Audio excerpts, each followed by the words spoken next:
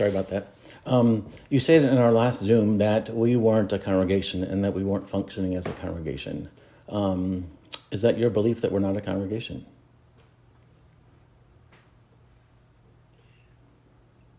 I don't know that I said you weren't a congregation. I said you weren't a healthy congregation. I think you said congregation, but okay. I think what the bishop said was constitutionally, you're not functioning as a congregation. We have constitutions that, for a reason, that's what models our behavior, models our understanding in terms of being a 501c3.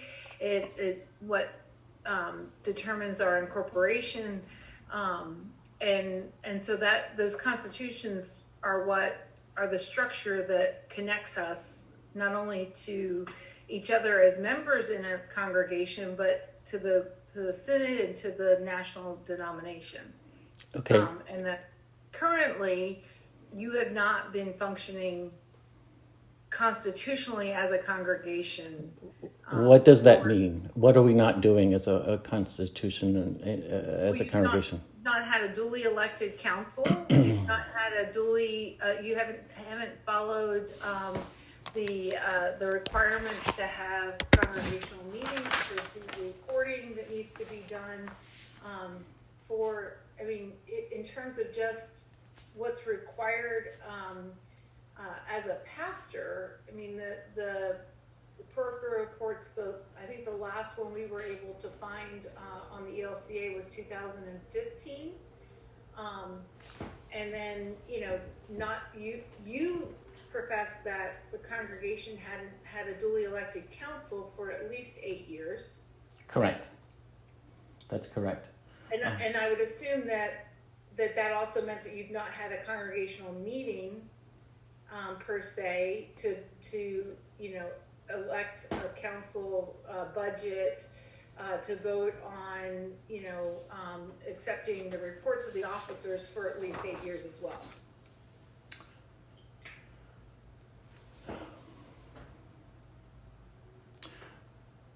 Technically, if you want to be technical about it, are you still listed as a congregation in the ELCA Southeastern Synod? Yes. Okay. Are you a thriving, healthy, growing congregation? as No. long-standing, the vine is going to be ripe? No. You haven't done. So how many churches are there like us in this synod? That are small, maybe fewer than 10 or 20 people that are there on an average Sunday? It's hard to say the exact amount. I would say that the last one of these we had was Holy Cross in Hiram, Georgia, which closed back in February or so of last year. Mm-hmm. And I actually, they had more than you do. I think that, Jill, they had about 15 or 18 folks. They were worshiping about 30. They had a duly elected council that were 8 people that were all over the age of 70. That basically all of them said, we just can't keep doing this, and financially they knew they were going to exceed their savings, and so they couldn't afford they had a part-time pastor. They knew they weren't going to be able to afford, if they had continued to June, they would have gone through their little bit of savings, and they weren't going to be able to afford to continue to pay their pastor or to pay the light bill for that matter. So I started working with them about November, prior to that decision to close in February.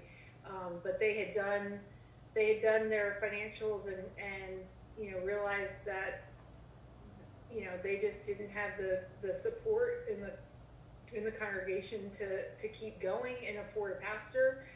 We do have a congregation in Elberton that worships about 20. That they have a supply pastor that comes twice a month.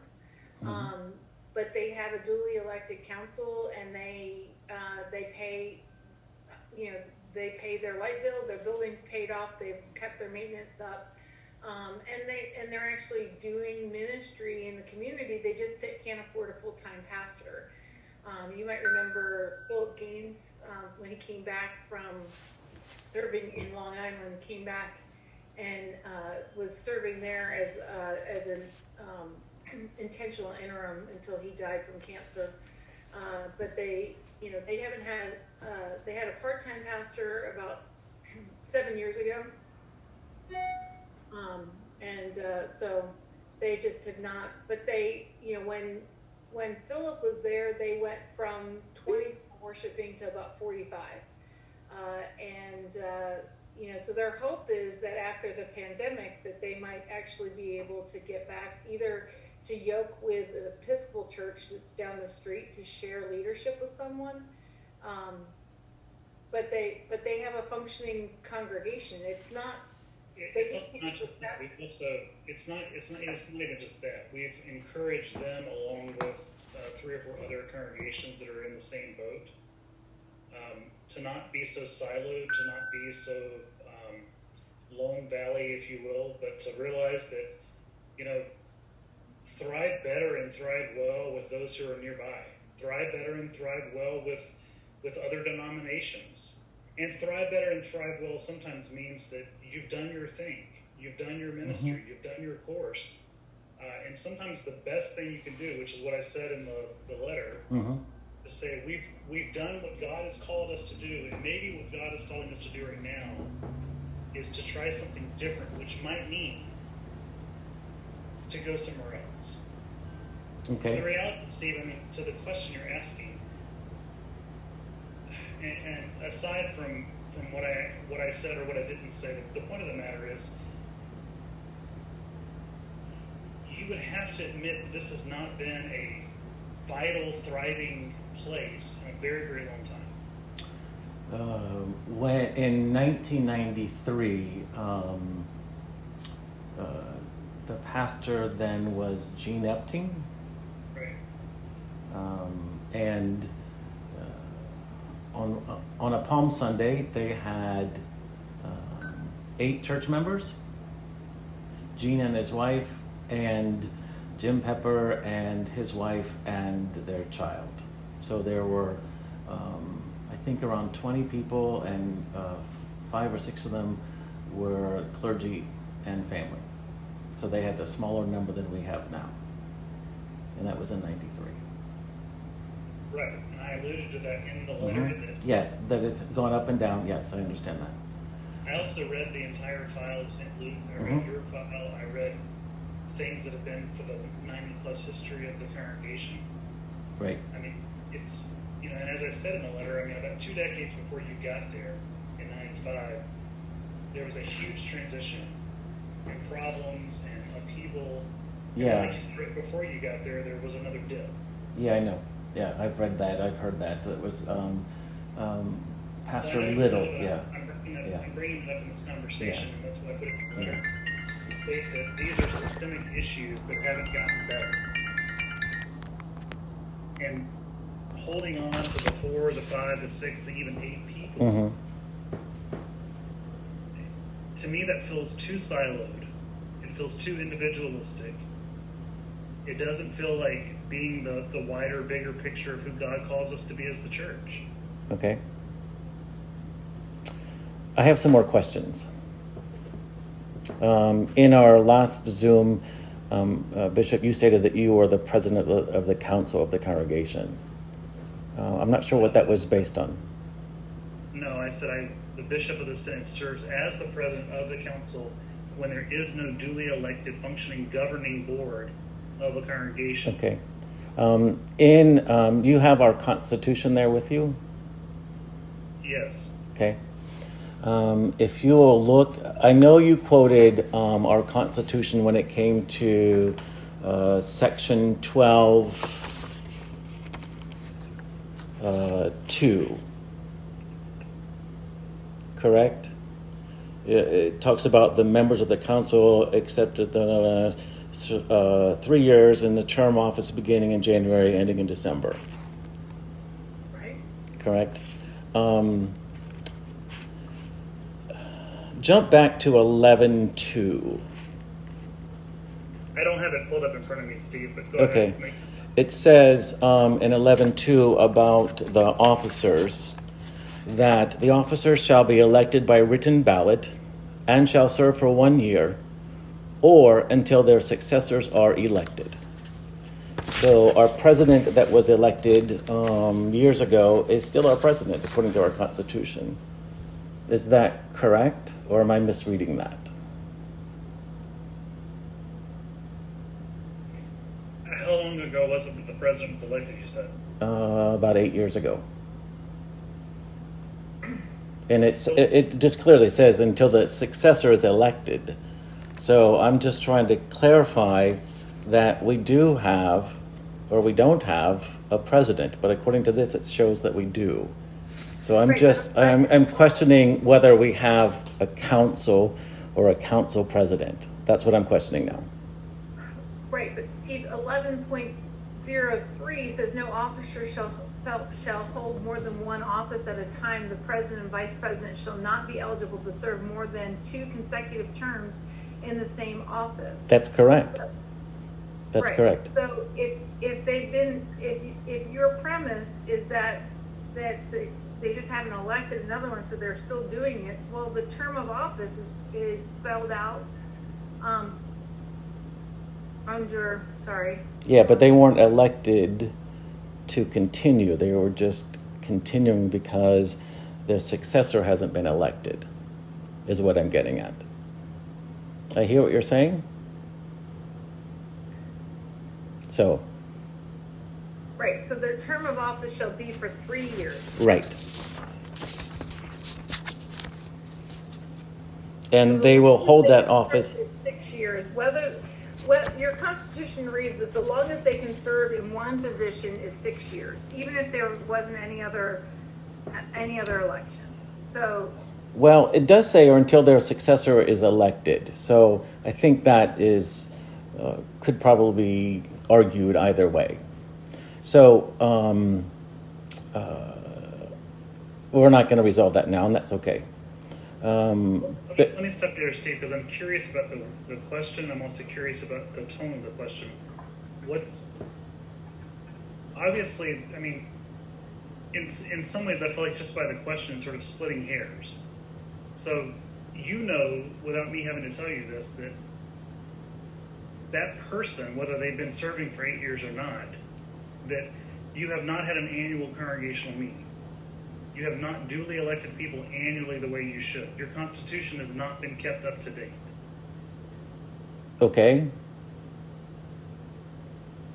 Okay, so what I'm saying is that to say that someone could still be your church president for 8 years, that doesn't seem a bit odd to you? Oh, it does. I'm not saying that it doesn't. It does sound odd to have someone in that position for that long. And you just also said okay when I said those things haven't been done. That's correct. I don't know that is okay. Well, it's probably not in the sense of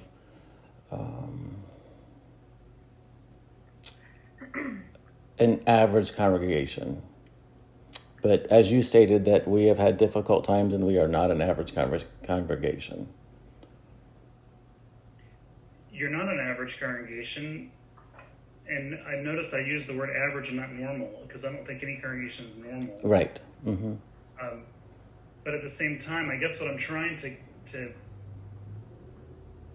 create some clarity here, and for this to be more of, and I tried to state this in the letter, I tried to state this in the 5 or 6 times you and I have had a conversation.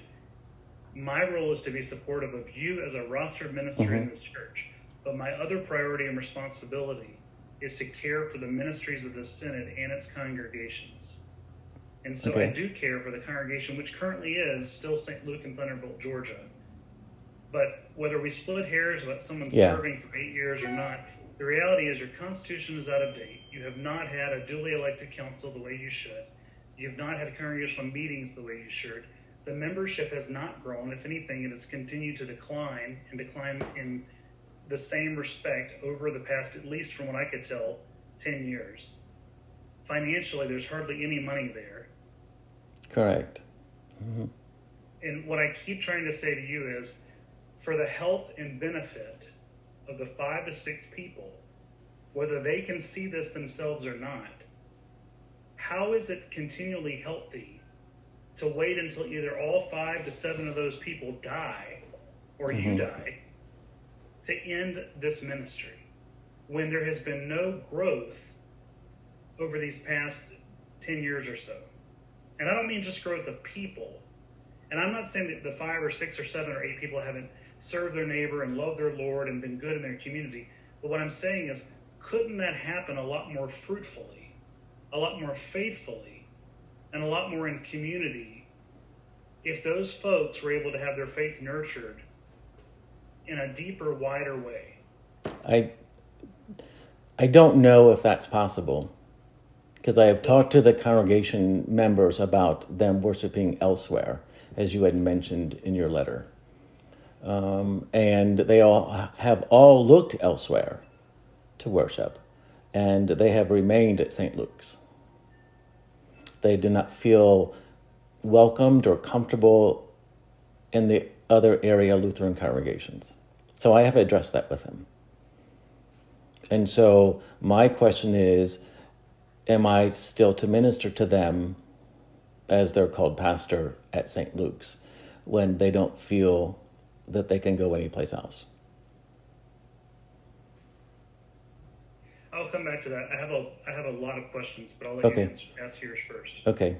Well, the last time we spoke, you asked some very difficult questions that made me rethink some things and made me rethink stuff at St. Luke's. So as difficult as those were and unexpected as they were, I thank you for that, for asking those difficult questions, because I'm sure it might not have been easy for you, but it certainly was not easy for me to hear those questions from you, from both of you.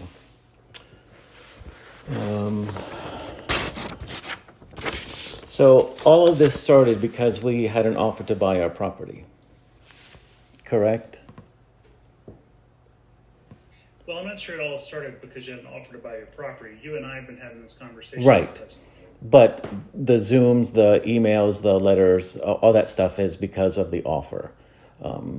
That is what brought this to a head, to this conversation.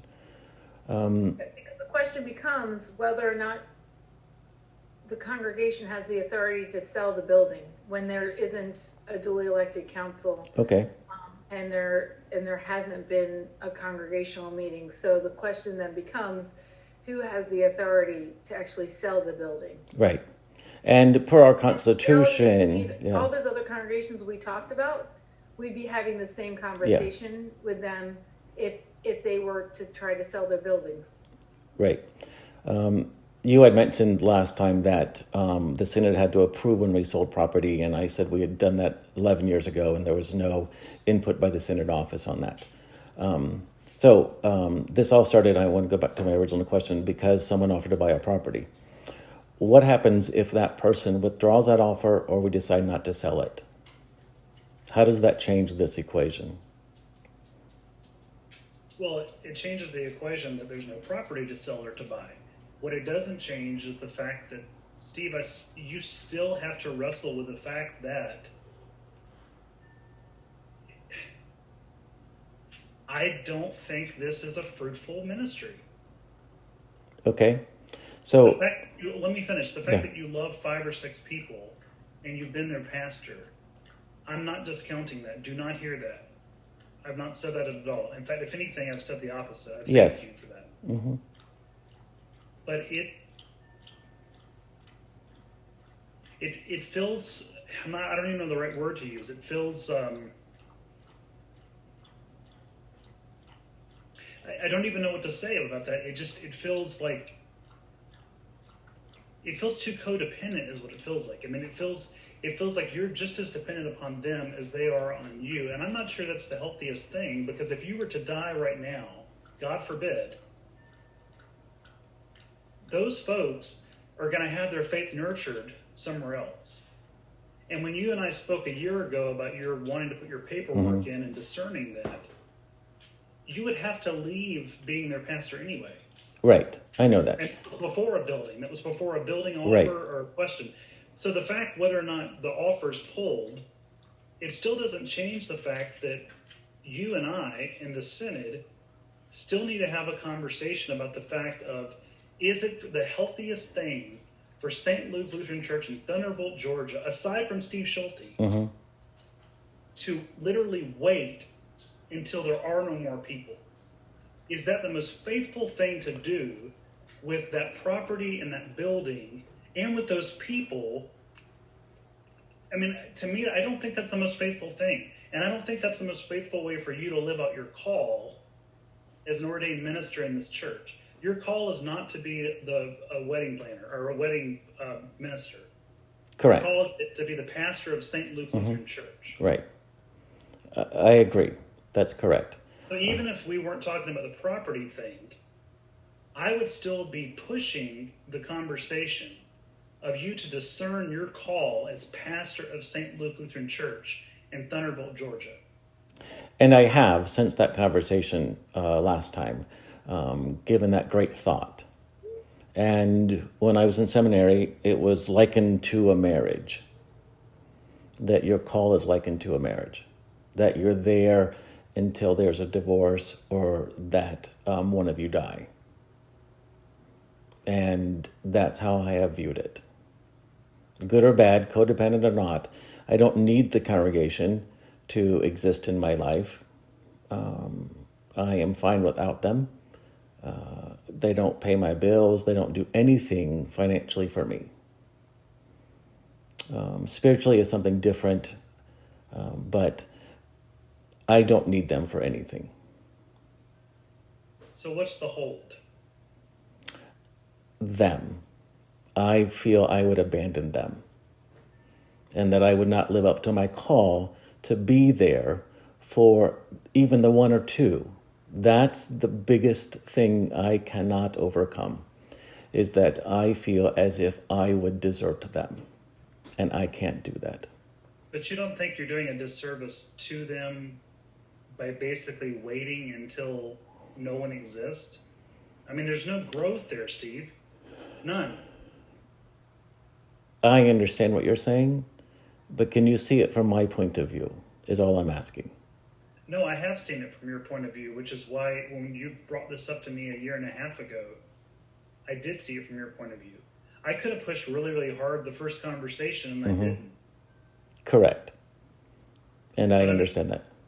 The former bishop could have pushed hard, and he didn't. Right. Basically, we were the bishop overlooked. before that could have pushed hard. Harold Skillroot, for that matter, could have pushed hard. Well, he's the one that ordained me, and I have a lot of respect for him. So, but yes, he could have.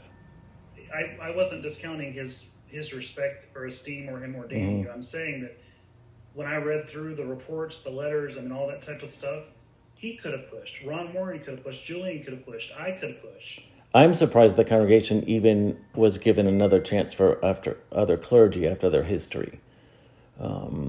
This is probably not in their records, but one of their pastors was forced out because he was accused of a sexual crime with one of the church members. That's probably not in your records, that he left overnight. That was back in the 60s. I want to go back to what I just asked, though, Steve, because you said you don't want to abandon them. If we can find them, your call is to equip the saints for the work of ministry. Your call is to preach and administer the sacraments. Your call is also to build up the body of Christ. Right. Now, I'm not a sizist person, but at the same time, when I look at a number across the board of people, that it goes from here down to here, and then it stays right there with a household church of 6 to 10 people. It does make me wonder, is that the best use of resources? And is it the best use of what God is calling we as church to be in that place? I understand that question. I understand where you're coming from with that question. Until I was asked to resign from the church by Ron Warren, we were upwards to 80 people and more on a Sunday. I don't know if that showed in the records or not. And within 2 or 3 months, we dropped down to about 20 people. Yeah. And But as I said in the letter, Steve, there's not a pointing the finger of he said, she said, or he didn't do, or she didn't do. We're past beyond any of that, and honestly, none of that matters. Okay. What matters is right now you are essentially functioning as a perfunctory hospice chaplain. I understand that. I do. And as I said, I have to find a way to feel like I'm not abandoning them. And so maybe we can start going to different churches to see where they like the best. And that sort of helped by going to Redeemer and helping them with communion as we sing. I mean, I think the other side of this coin, Steve, is that, God has gifted you for ministry. And so, what ways are you denying God's Spirit to do work through you with other people if you were to have another call? I'm not denying that at all. I just have tried in years past for other calls, and it's never worked. From way back in 1999 or 2000, I started searching for other calls then. And it's never happened. Have I been serious recently? No. But if you were to take another call, they would have to find someplace else to be. I understand that. And we have talked about that as a church. But another call has not happened.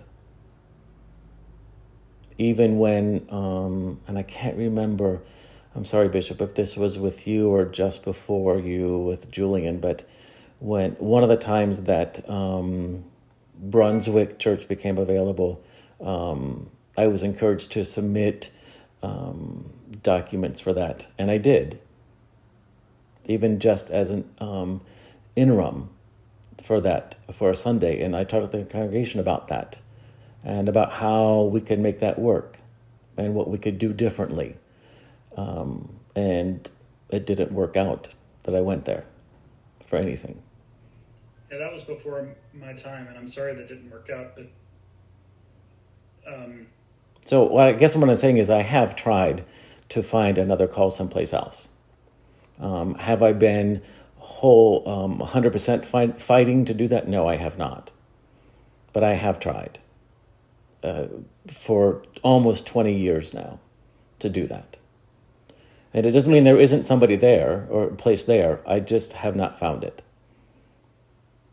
But Steve, part of your finding it right now is you can't be open to what's out there unless you're able to let go. I understand that, but I also need time to let go. And I can't do it. But you've been there 25 years, so how much more time do you need? No, I mean, I need time after I let go before I can start on another call. I need that person. Leave from call. Yeah, to go and leave from call, yeah. And you have 3 years to be on leave from call. Yeah. And that starts this coming July, as you probably know. What do you mean it starts this coming July? I'm 56 and a half. At 57, I can go on leave from call for 3 years and make it to 60. Right.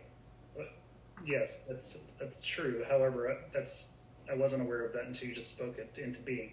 I meant if you were to resign your call right now, you go on leave from call, you could take another call is what I meant. Yeah. I understand what you're saying. But like I told you the last time we talked and the time before that, I can't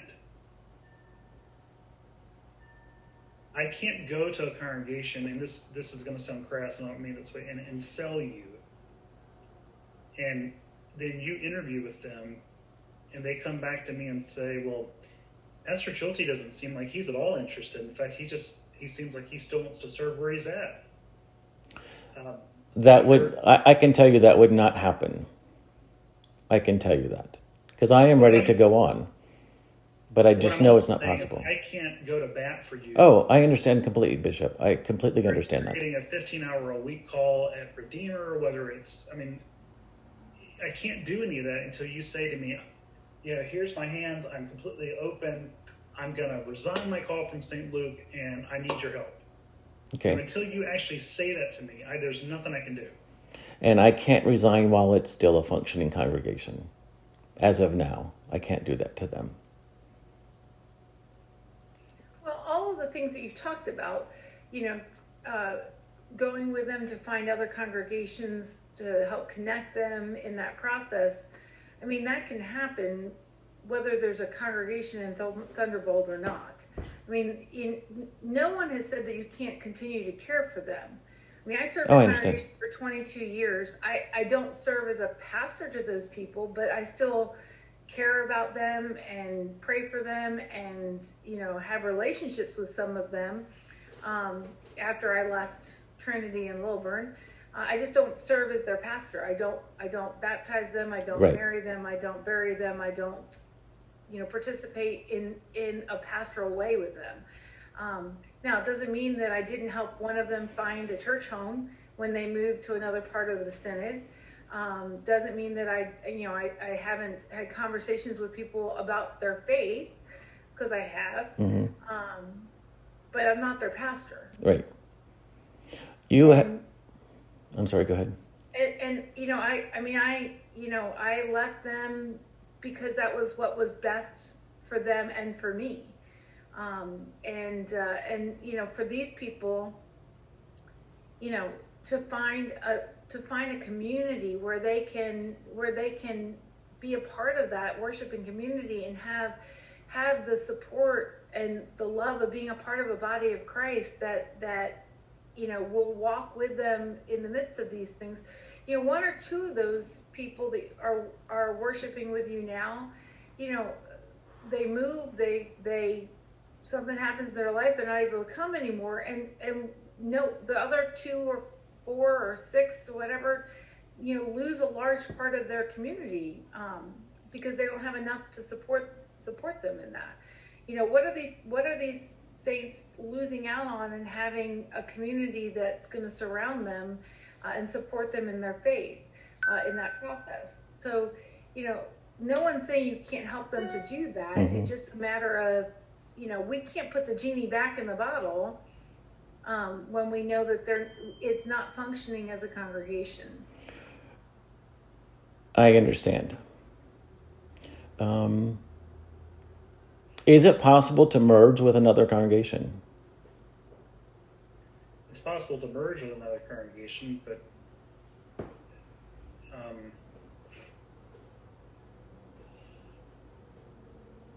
that way there will be no closing per se. Well, if you merge with another congregation, there is a closing.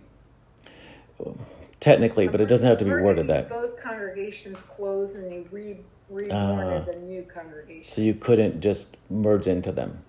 No. Well, they can by going and joining them, like the group go in mass and become a part of the other congregation. So, for instance, Sagrada Familia Lutheran Church in Oroville, Georgia, which is one of our Latino congregations, it merged within Amazing Grace, but it did that as part of its holy closure experience. And so when they closed as a physical congregation, sold the property and the land in Dorville, Georgia, they then moved to Amazing Grace in Lawrenceville, which I was just at yesterday installing their pastors. The money that was from that, we reinvested back into that community to create Latino ministry back into the synod. But they ceased to be called Sagrada Familia Lutheran Church. It's Amazing Grace Lutheran Church. Right. And Sagrada Familia joined Amazing Grace. So if St. Luke wanted to join Redeemer Lutheran Church, they could do that, but it would make no sense whatsoever for Redeemer to cease to be a congregation and change its name. Correct. Could it be worded in such a way, maybe not behind the scenes, but in front of the scenes, that it is a merging or is a combining of the two congregations? The words we would use there is that a new ministry would be becoming. So back in the day, and Steve, you probably remember this. We had Steve Cooper served at St. James in Norcross.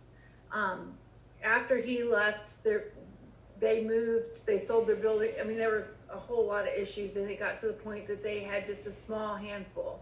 So at their holy closure, the remnant that was left at St. James, as a part of that holy closure service, joined All Saints Lutheran in Lilburn, and All Saints welcomed them into the community, and basically accepted them, and so there was a rebirth during that holy closure. When I closed Holy Trinity in Hiram, or Holy Cross in Hiram, the folks in Hiram, there were about 3 different congregations that those 30 people had found homes in, depending on where they live. So we didn't do kind of that initial, welcome in, but each of those 3 congregations that the people were going to, they accepted a gift from the congregation. So some of them have banners, some of them have the communion ware, some of them have the lectern, so that community continued in those new places with some of the history from Holy Cross and Hiram.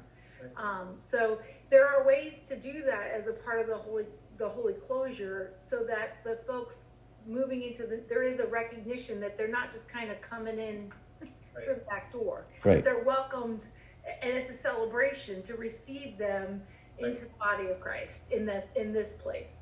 And part of that celebration too, Steve, and this is part of the holy closure experience, is that the synod staff, either myself or Pastor Joe, would work with St. Luke to say, you're going to sell the building and property. It's $180,000, whatever.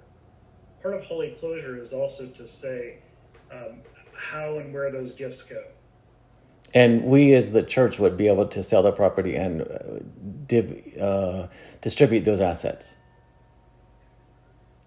Technically, again, back to your constitution, you technically can't approve something over $5,000 To buy. to buy, but also to enter into contract with. And technically, you're not living into your constitution even with that, because of how your insurance is paid. Your insurance is a contract, essentially. So we would have to turn the property title over to the synod. Yeah. Correct. And then we would work with you to do that distribution. So, for instance, Steve, what could happen? Let's say there's $180,000. We would say, why don't we recommend that, if St. Luke is passionate about food ministry and feeding the neighbors, that it be invested into food insecure ministries locally, synodically, and nationally, and that an apportionment go to that. An apportionment could go to reinvesting into congregations for ministries to live on for ages to come. An apportionment could go into investing into our already existing LGBTQIA ministry, and which exists in Nashville, Tennessee. It could be going to our scholarship fund for people to go to seminary. I mean, those are all the things that we would divvy the money up into. We would suggest those things to the congregation and let them know that these are the places and ways that money can be given. And what we do as part of the Holy Closure experience on that last Sunday is that we say, we start taking the things out of the church, and then we say, this is going to be given to so-and-so congregation or to this camp or whatever. And then it says at the end of it, so-and-so $1,000 is given to the whatever scholarship fund or to the LGBTQA ministries in the Senate or whatever. Mm-hmm. And then in that it would be, these folks are welcomed into a new life of ministry at Lutheran Church of the Redeemer or whatever. There's a whole process for this, and part of it is to remind people that in their dying can come life, but it can't come until you die. I understand that very much. For example, with Holy Cross and Hiram, they were one of our leading forces for Luther Ranch, in assisting getting the Holy Trinity House redesigned and volunteering over there. That was one of their passions.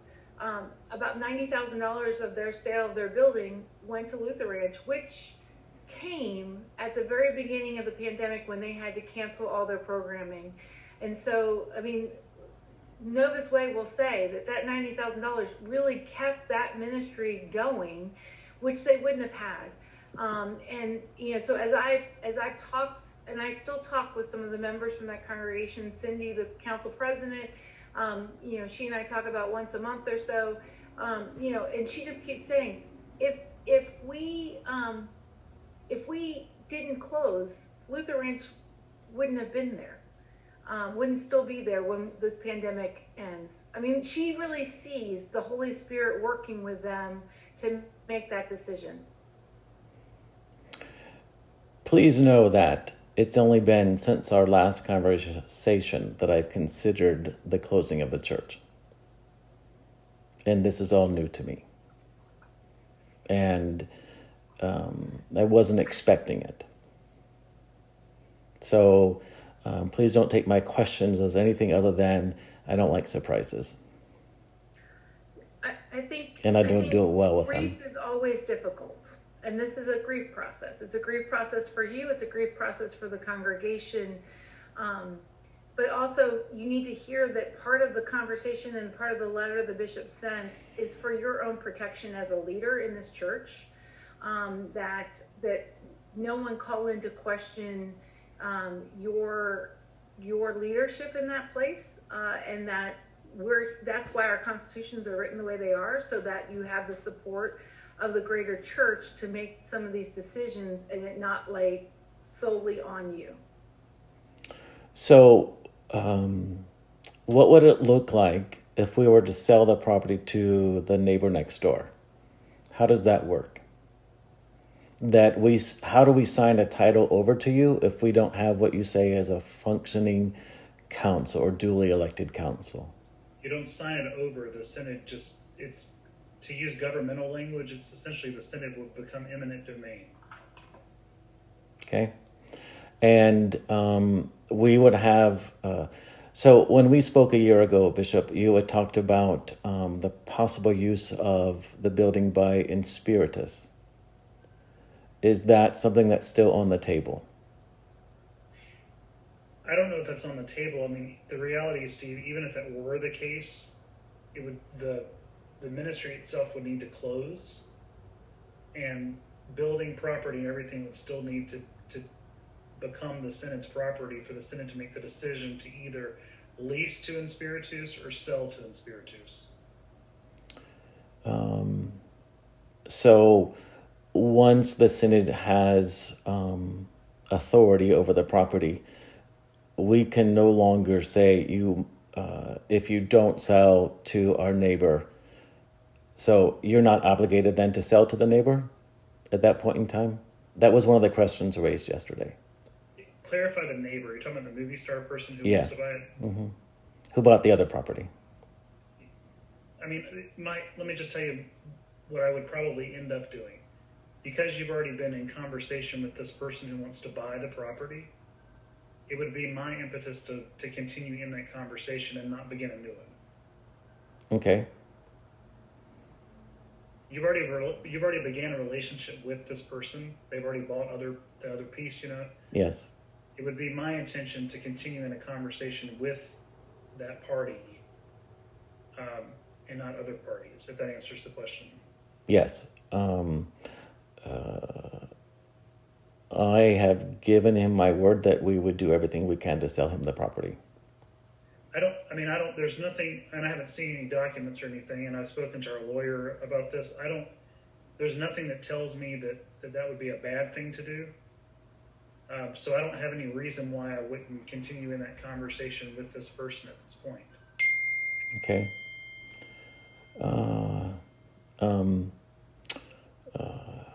What is the timeline on this that you're proposing?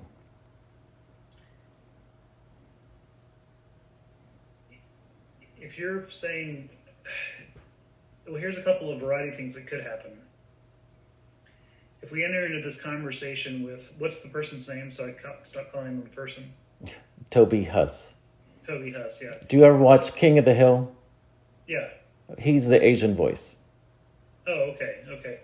Yeah. He's not Asian, but he's the Asian voice. Yeah, I'll have to go back and watch it now that you said that. So let's say that, you know, I have conversation with Toby. Let's say we're able to sell the property by, I'm just throwing this out there, May, June, whatever. Then we would work out as part of that, Steve, in that time frame between now and whenever the property is sold, the holy closure of St. Luke. And then what I would suggest we do as part of that holy closure is that, and this is why it's important the synod do this and not you personally or the congregation, is that I would suggest we offer a small severance for you, and then you go on leave from call, and you can choose to serve a supply or an interim while you're on leave from call, or you can be open to another call while you're on leave from call. Or you stay on leave from call, and if you want to ride that until you're 60, that's your choice. But that would be my suggestion as we work on the holy closure, the sale of the property, to align all that around the same time frame. Part of that holy closure could be, a small severance towards you so that it continues to help offset the cost of insurance and such. And then we could do it that way. And then as far as helping the congregation find a place to worship, I mean, yes, you have the relationship built with them, but again, you were only their pastor for as long as you're their pastor. And when you leave being their pastor, it's someone else's responsibility to care for them. I understand. You still can't care about them, but as far as caring for them, it's someone else's responsibility. So if they are enfolded into Redeemer, Steve Hilgeman would be the person who's caring for them, and you can still care about them. I understand. Is it possible to, when I spoke with Toby Haas about, after speaking with you last time, I spoke with him about moving the closing date from March to August, and he's fine with that. Is that August still a time frame that's workable? I think that's fine. I mean, that gives, plenty of time to do a holy closure. It gives plenty of time for me to work with our side of things and get in line what we need to get in line. It gives you the opportunity to get to a birthday mark, and then you're able to do that because you named that as part of your time frame. And it also gives time for any physical objects that the congregation has to make choice as part of the holy closure of where those go. Okay. How does a holy closure work in a pandemic? Well, the nice thing for you all is because you're a small group, can still gather and do that. But we can't really make it a public thing and invite other people. We would do that on a live stream. That's Okay. the only option we have to do that. Yeah. We wouldn't invite the community to come because of COVID, but obviously we would make it available through Facebook Live or Zoom or both or whatever. But those who are currently members there and the synod, myself or Jill, would be present for the service of holy closure on a Sunday, whenever we state that date. And then those who are present can be there masked and distanced and all that stuff. And we make that available for those who want to chime in and watch or whatever. Okay. If you're talking about now in August, this also gives an opportunity to not only clarify the time frame, but it also gives an opportunity for us to walk with the folks that are there and any physical objects that need to go to the archives of Region 9. So when a congregation closes, there are certain things, not everything, but certain things that the archives will want. And we pay an apportionment to the archives so that those things are always kept. So for instance, old parochial records, church bulletins, directories, I mean, all that kind of stuff. And I can get you a list of what they'll take and what they won't take. But that's also part of the holy closure we box all that up. And then when either Jill or myself drive to Savannah, depending on how much the stuff is, then we would be willing to take that back with us, and that one of us would drive it to the seminary in Columbia next time we go. Okay. There's a whole document on holy closure, Steve, that I can send you when we get off this afternoon, that kind of goes through that. And even though you don't have where like it says the council would vote on the plan, we could still meet with those that are still there to discuss and make recommendations that then Synod Council would take into consideration. I know. Synod Council meets in June, Steve, the first Friday of June. So we could wait until the regular scheduled Synod Council meeting for all of these things to be voted on there, or I can call a special meeting if needed before that. I need some time. No, I'm not talking about you. Yeah. I'm talking about As far as that process, you please don't call a special meeting. That will give me some more time to process this. No, you're misunderstanding. Okay.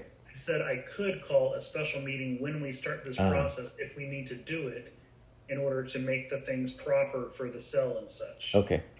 But you can wait until I June. don't need to call a meeting right now and just tell them I'm having this conversation. Okay. The only reason I need to do that is if we're voting on something financial. Okay. But what might be helpful would be that the remnant of folks that are there, that we're able to communicate with them what's going on, so the burden's not completely on you. So if we could, set up a Zoom and I can go through that process of holy closure with them to help them to understand. And again, it doesn't happen tomorrow. You can take some time to process all this, but that way it's not all on you to try and explain this whole process to them. Okay. Okay.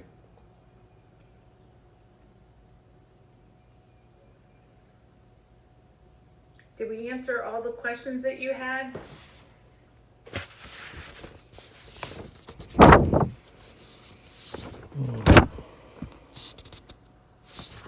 Yeah. The other thing I still would suggest is, whether it's talking through the holy closure process or whatever,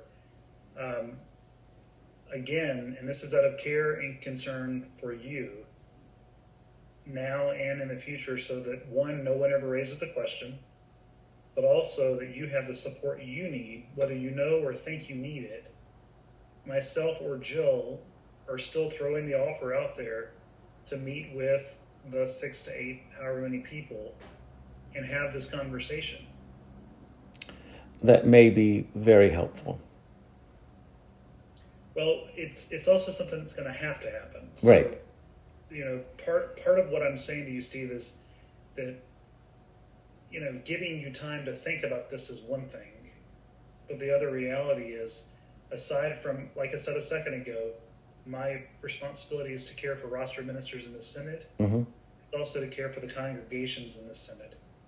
And so where I want to be thoughtful and caring towards you, and I also need to be thoughtful and caring towards them. And so whether or not they even know they need it, want it, or receive it, part of my role is to also go there and be with them in this transition and in this time as well.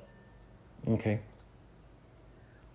On the Synod's website, under staff, is the number, contact email for Bardevsky. She's our Portico representative.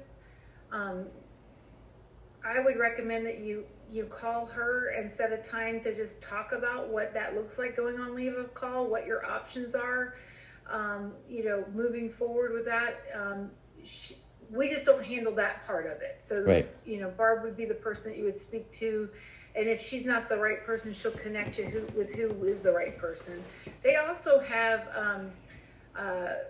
as a part of your normal portico, free financial planning counselors that can work with you as well to kind of look at, what your whole retirement stuff looks like moving forward, just so that you make the best decisions in terms of what you need while you're between calls or whatever that choice is. Okay. Thank you. Yeah, and Steve, I mean, like I said a while ago, I am very grateful for your ministry that you've provided there. I wrote that in that letter, but I'm also saying it out loud right now so you hear it again. You have been faithful in your call, but right now being faithful is also to let go. And that's one of the hardest things to do when you do love people. And no one questions your loving of people, my goodness. But I do think that it's just time to let go. I've never had another call, so I don't know what that experience is like.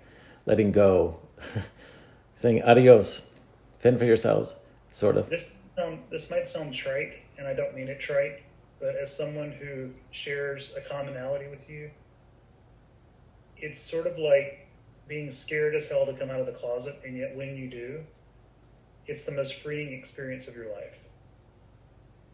And yet, there's still days in that freedom that there's fear and anguish and scared feelings and a wonder of, am I enough or will people love me? None of those things ever go away even when we leave a call.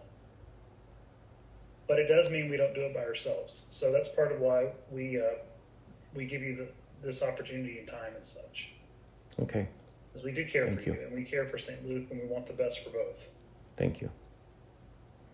I unfortunately have to go to another conversation with another pastor that I'm late for, and I apologize for that. But Pastor Jill can stay on. You're welcome to set up another time with her and me for a conversation. And like I said, we're happy to have a conversation with St. Luke. But I do look forward to hearing something from you, and preferably I'd love to hear back from you by the end of February. Yes. Thank you, Bishop. I'll let you and Jill speak, but I have to run on. But thanks for the conversation, Steve. You're welcome. Thank you. Great. Bye. So I'll send you the holy closure documents. They come from it's the ELCA. Everybody gets the same. We don't have one like specific for Southeastern Synod. So you can read through those if there's questions about that process. I'm happy to go through those. The other thing I'd say is, I don't know if you've ever worked with a spiritual director, but just having this, that sense of how do I let go, and what is God calling me next to? That might be really helpful to just take some time and process that and kind of look at, as someone who did leave a call, not because she wanted to, but because I had to. I honestly thought I'd never serve another church. I thought I'd be dead, to be honest with you. But, so I couldn't imagine that God would have called me to do what I'm doing now 3 years ago when I was re-diagnosed with cancer.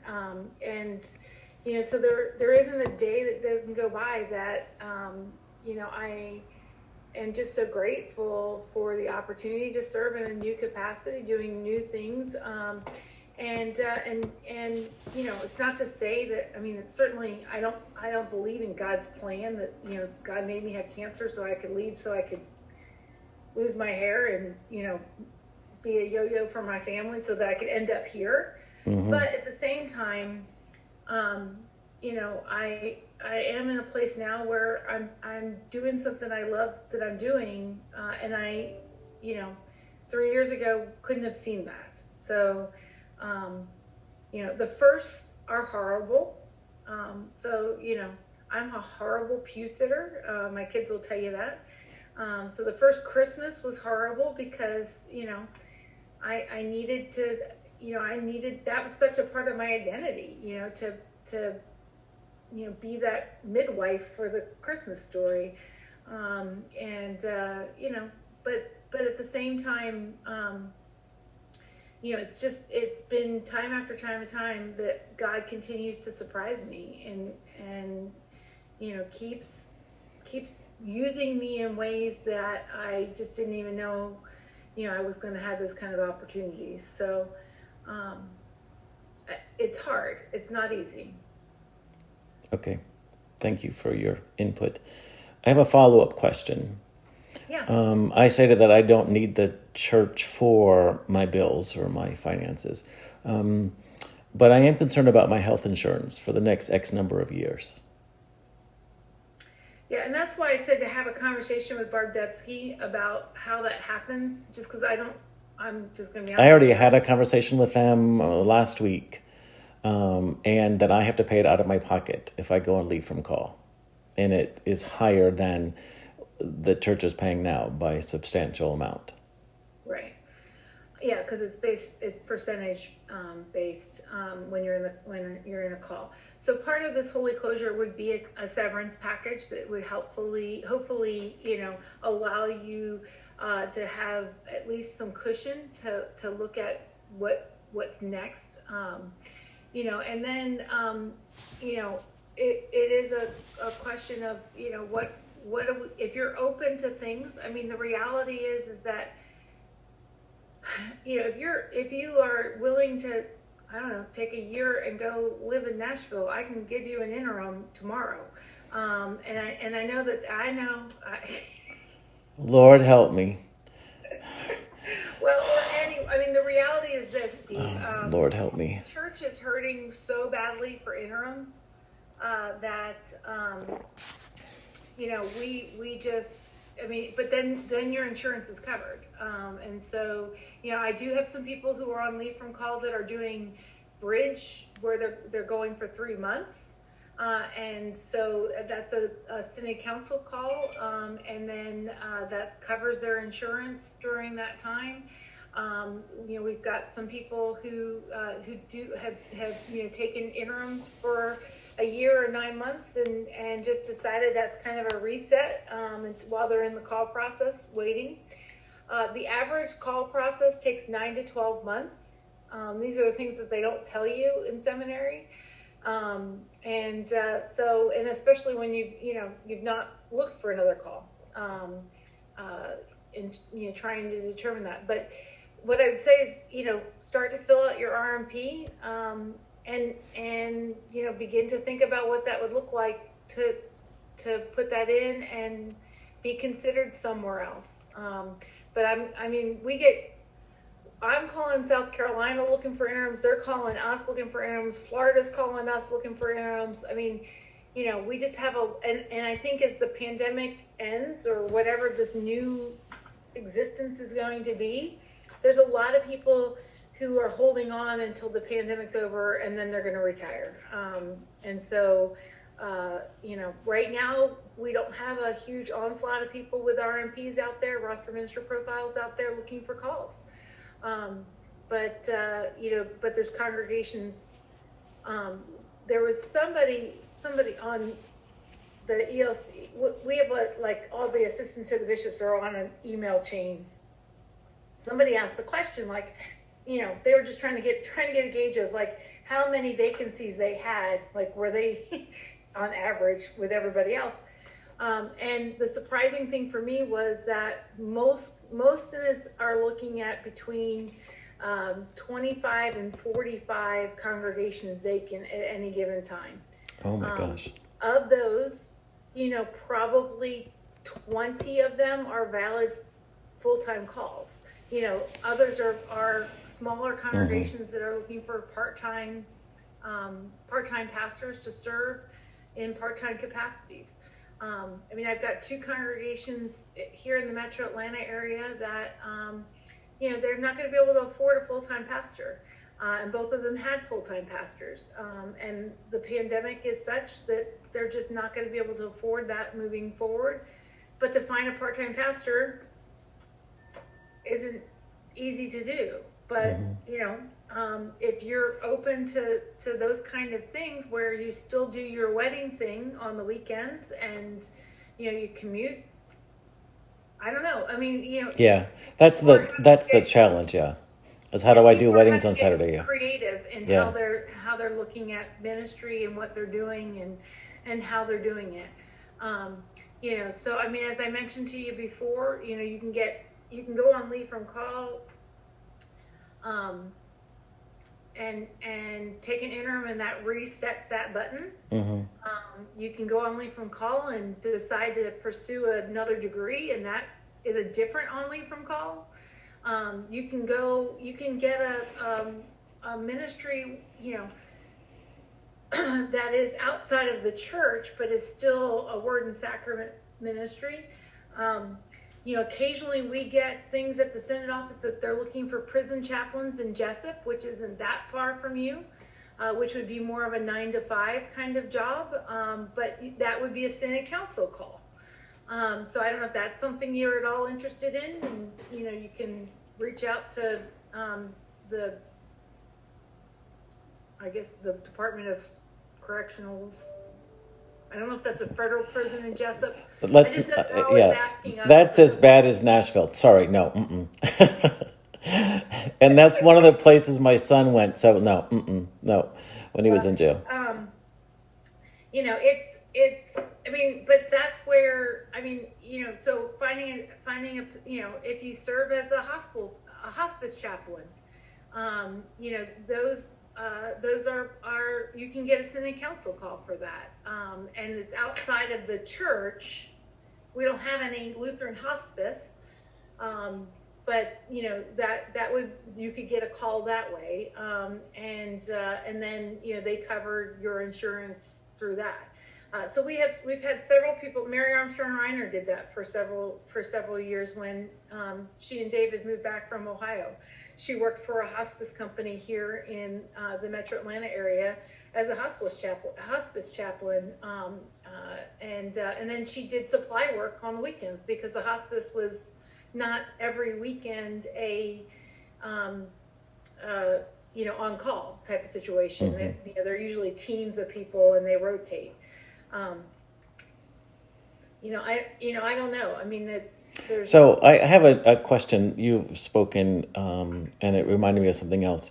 So I'm just walking with you to that's where fine. my plug is. Sorry, my computer's gonna die, and I was working downstairs today because we had the preaching workshop this morning, and so I was doing it on the dining room table where I could spread out, my Bible and my notebook, and I never moved, but I unplugged, and now my battery's going to die. Okay, we're good now. Didn't want to lose you because my battery died. Yeah, I understand. That was my concern one other time we were Zoomed. So the bishop said that he could not make my wedding ministry a called position. Right. And even though I do weddings with baptisms and weddings that have communion, is that still not considered a call? I think that he would be hard pressed to offer that as a call, because it's unlike like a hospice chaplain where you are serving within an organization to provide pastoral care to people who normally wouldn't be able to potentially get care for. The wedding ministry that you do in Savannah isn't necessarily it's not a feeder ministry into. Well, let me share some things with you that's happened, especially recently. So I've married couples where they live in the area and they call me when one of their family dies. Or not long ago, the wife gave birth to triplets and they died right away. And so I did that funeral. So I am constantly getting messages, calls from prior couples about helping them in their time of need. So it is more than just the ceremony itself.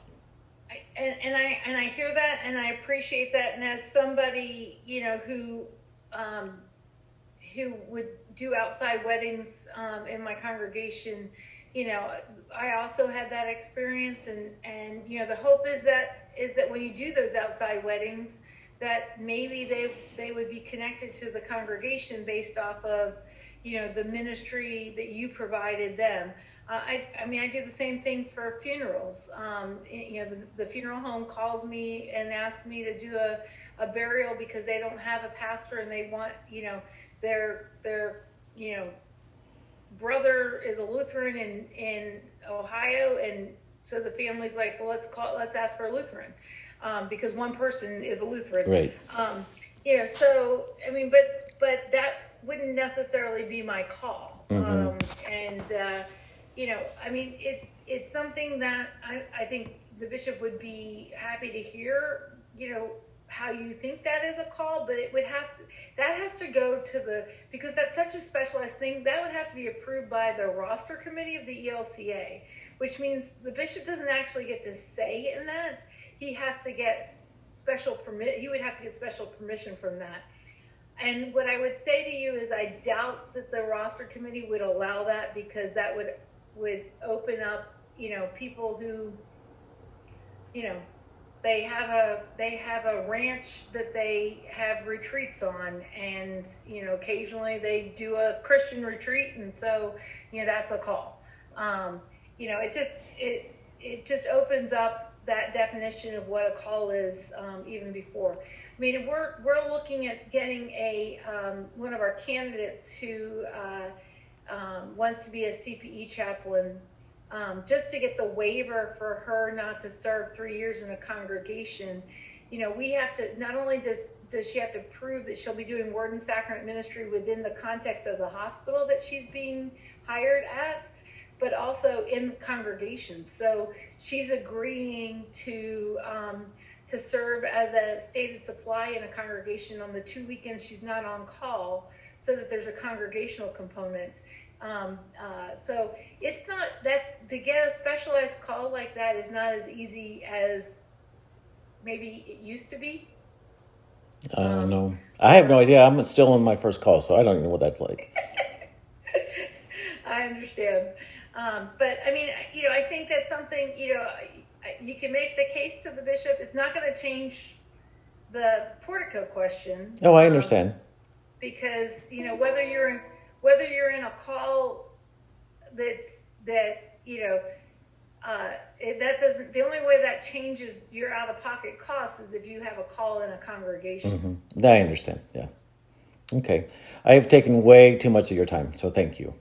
Well, and I do think that the bishop has been willing to consider reaching out to other congregations in the Savannah area about, whether there would be a 15-hour-a-week call for one of them to take, have you come on staff.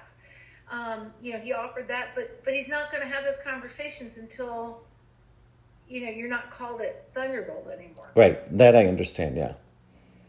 And I am open to something else, but just not right now. Well, that's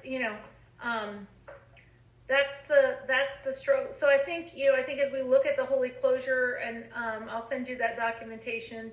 There will be some severance that will be built. I mean, that was standard for the congregation I work with in Hiram, to assist their pastor out of that call, because obviously, them closing was not a part of their plan when they were called there.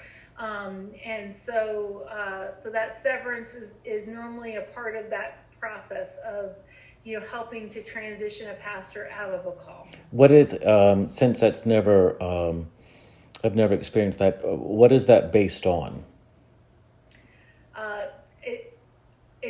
It's really, every situation is unique. And so it's going to be, it'll be just something that the bishop usually comes up with, some justification to bring forward, and since Synod Council will be the ones that basically would be deciding, that would be based off of, probably off of what the increase of your insurance would be, to give you some time to buffer into being able to afford that on your own. So I don't know at this point, but because I know that based off of what the individual rostered person's needs are, and to make sure that it's an equitable,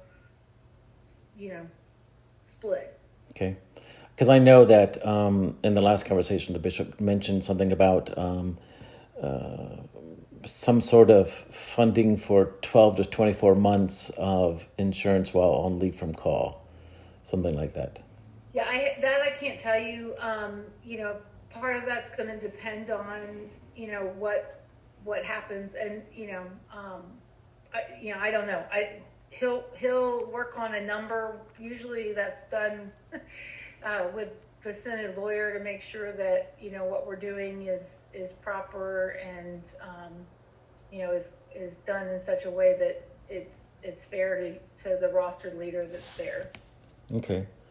Because that was one of the questions that came up in our just a brief discussion yesterday was someone asked, would I get a severance pay? And that brought up more discussion, and they threw out numbers, and so so thank you for clarifying that. Yeah, and that's certainly, that's part of those conversations that we want to have with the group that's there, is to allow them to kind of share what their thoughts are.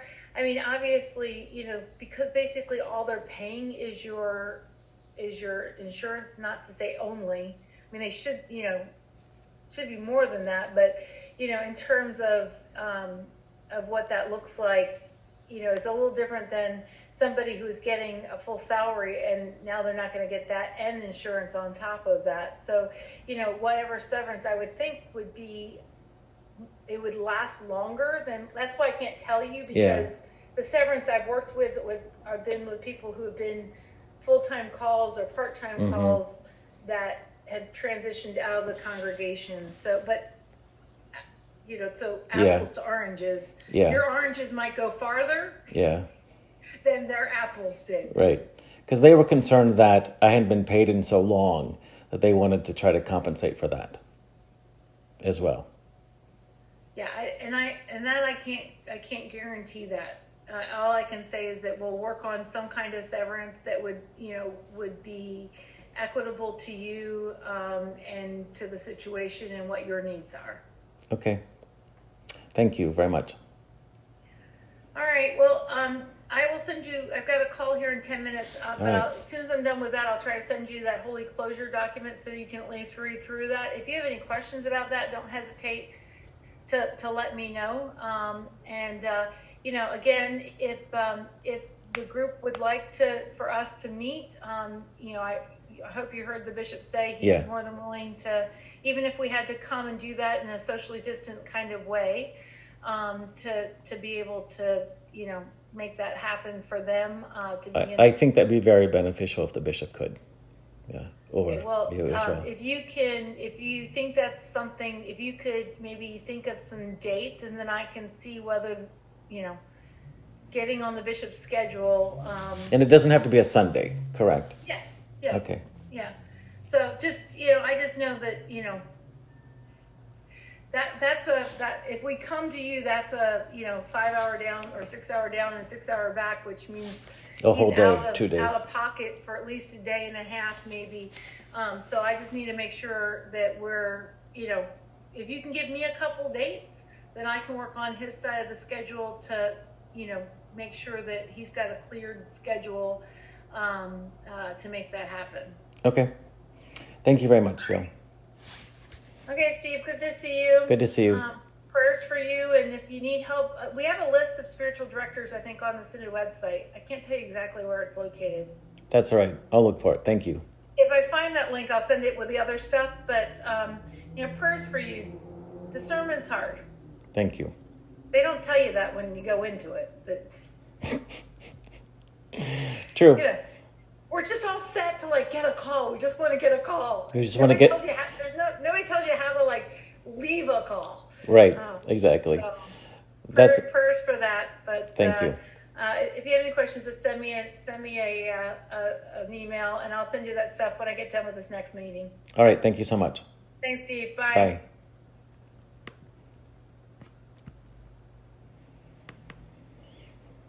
Bye.